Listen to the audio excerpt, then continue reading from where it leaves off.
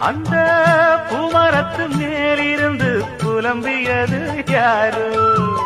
கன்னி மனசு ஒன்ன நினைக்கும், தன்னந்தனியே எண்ணி தவிக்கும், ஒன்னை எடுத்து அள்ளி கொடுக்கும், வண்ணக்கனவு அள்ளி தெளிக்கும். கூறப்பட்டு சேல அம்மா கூட ஒரு மாலை வாங்கி வரும் வேளை பொண்ணு வாசமுள்ள சோல.